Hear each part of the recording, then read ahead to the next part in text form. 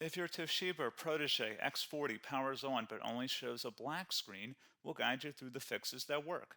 We will troubleshoot boot issues, restore Windows, and repair startup files.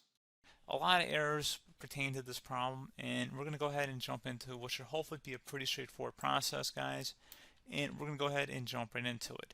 First thing I'd recommend doing would be to actually go ahead and boot to the troubleshooting utility on Windows 11. So if you do a hard power off 3 times in a row, Windows should automatically attempt to launch the startup repair utility. And if it doesn't find anything, it will give you the option to select advanced settings, in which case it will take you to a screen that looks like this. Now, if it does not take you to a screen that looks like this, or you're unable to get to that, you can also download the Windows 10 Media Creation Utility, or Windows 11. They probably will make a creation utility for Windows 11 at some point. And it doesn't really matter, you can actually run the Windows 10 utility on Windows 11 as far as I'm aware. And you should be able to run the troubleshooting utilities built in within it. So you just would go ahead and download it to an ISO file and then burn it to a DVD or USB. It'd have to be about 4 gigabytes or more. It couldn't be a small USB flash drive, and it couldn't be a CD. It'd have to be a DVD. And then you'd boot your computer from it. So depending on the computer manufacturer, you'd have to tap a different key on your keyboard in order to launch that menu, in order to select what boot drive you want to go off of. So it could be anything between the escape key, F2, F8, F12, for example, and those are the function keys on the top of your keyboard. So you may have to just do a little bit of trial and error. Shouldn't take you more than a couple minutes. Googling it would probably be best before you even begin. But anyway, we're ready to go ahead and jump right into it. So we're on the choose an option page. So these will look very similar whether you're booting from it directly within Windows itself, or if you're plugged in a USB flash drive with the media creation utility installed and you selected the recovery option. So when you are setting up your Windows 11 installation or Windows 10, depending on the drive you're using, there should be an option to repair your computer in the bottom left corner of the dialog window, one of the first screens that comes up. You go ahead and select that, and then it would take you to a troubleshooting screen like you see here. And you want to go ahead and select troubleshoot, reset your PC, or see advanced options. And then there are going to be a whole bunch of options in here that we're going to explore in today's video. The first one, we're going to actually go underneath advanced options and then select startup repair, fix problems that keep Windows from loading. So go ahead and select that first.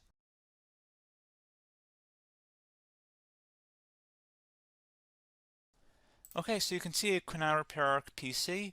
That was our first option we could try. Something else, if we go back into advanced options here and then select troubleshoot, we're going to go underneath advanced options again. You can go ahead and actually access safe mode by selecting startup settings. And then if you select the restart button, you have the option on the screen select safe mode with networking, which will give you a key on the screen. It'll tell you which key to press to enter that. I believe it's the F7 key. It'll do that for you. I'm not going to go over that in today's tutorial because I don't really want to go into safe mode, but you're more than welcome to attempt that by going into here and then selecting restart. Again, it'll launch another screen. It'll say what key do you want to press, and it'll give you like 7 or 8 different options, and you want to select safe mode with networking. There's also an option for a command prompt too, but that's going to be something we're going to cover later in this video, and we don't even have to go through that in order to access it. So that's why I'm not going to really push for that, because unless you know exactly what's causing the problem, you probably don't need to go into safe mode. Unless you're trying to recover files, in which case then you definitely can go into safe mode, but we're trying to actually recover our computer here. So I hope that makes sense. Something else we can also try here as well would be to uninstall updates, remove recently installed quality or feature updates from Windows. So if you go ahead and select that, you can uninstall the latest quality updates, which generally is the more day-to-day updates. Feature updates are the less regularly released ones, like the big ones. I would equate it to service packs in like Windows 7 and Windows Vista and Windows XP. So larger updates that occur once or twice a year at most. And the quality updates are more just a regular update. So probably obviously depend, it'll take longer if you're going to try and uninstall the latest feature update versus quality update. And maybe you don't need to go back that far. So just giving you guys a couple of pointers with that. Something else you can also look at here, and we're going to jump into the command prompt in a little bit, but you can select System Restore, which will use a restore point recorded on your PC to restore Windows. And this is something I would highly recommend here, guys. So select Next. Assuming you have a restore point saved on your computer, you go ahead and select the most recently created one, and you'll select next, and then you'll select the drive. You shouldn't actually have to select the drive. You can scan for affected programs, but we're going to keep it all default here, and then we're going to select finish. So once started, system restore cannot be interrupted. Do you want to continue?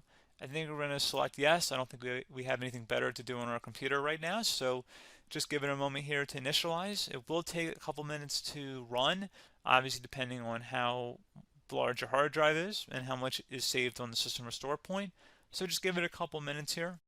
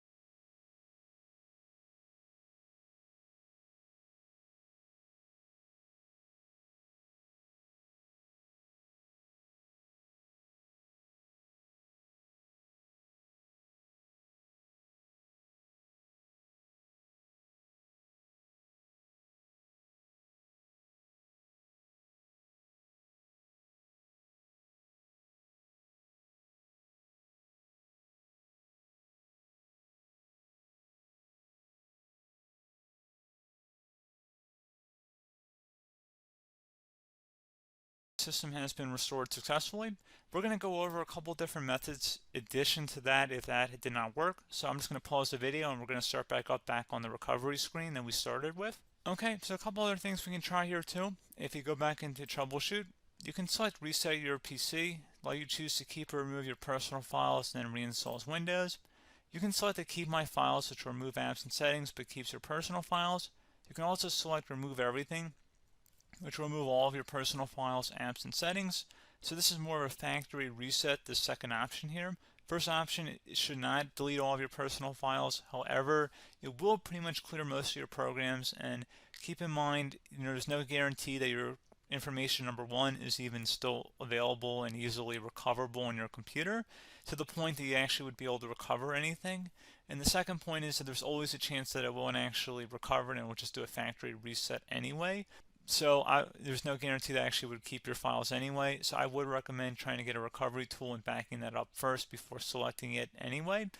But again, those are a couple different options. And then something else you can try here if you go back to the choose an option. Another option, if you go underneath choose an option and select troubleshoot, advanced options, and now select where it says command prompt.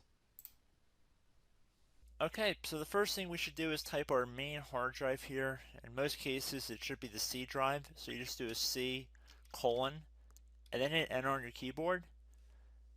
So once you're underneath the C drive, we're going to type in dir and then hit enter on your keyboard. It should have program files, users, and Windows all in there. That's how you know you're in the right directory.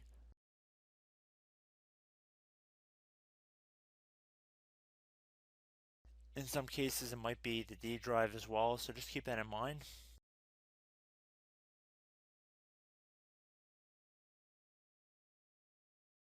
Next thing we're going to do is type in cd space / Windows / system 32 / config, and then you're going to hit enter on your keyboard.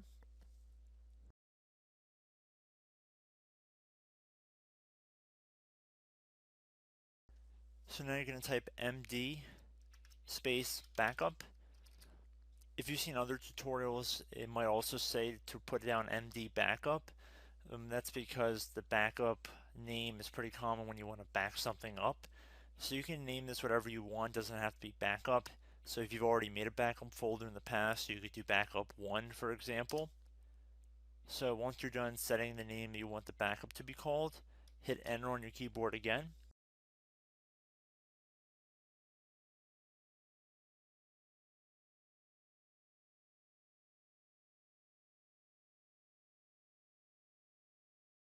At this point you want to type copy, C-O-P-Y, space, then you want to do the star symbol above the 8 key, then do a period or a dot, whatever you want to call it, then another star sign, and then another space, and then type backup, and then hit enter on your keyboard.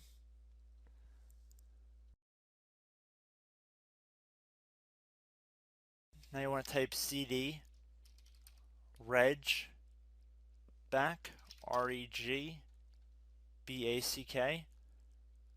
and then hit enter on your keyboard. So now that we are under the reg back, so now you want to type dir again, and then hit enter.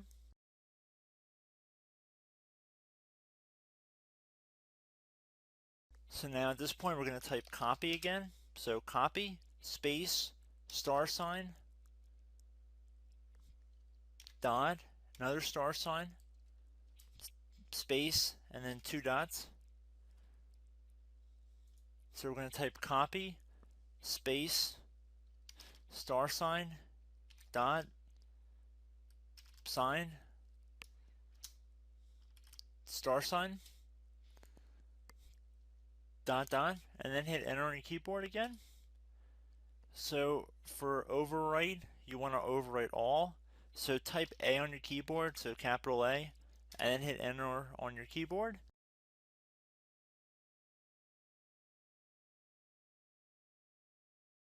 So at this point you should be good to go. You can close out of the command prompt window, and if you accidentally continue to Windows 10 you should be all set. So I hope one of these 3 or 4 different methods we went through in this tutorial helped you guys out.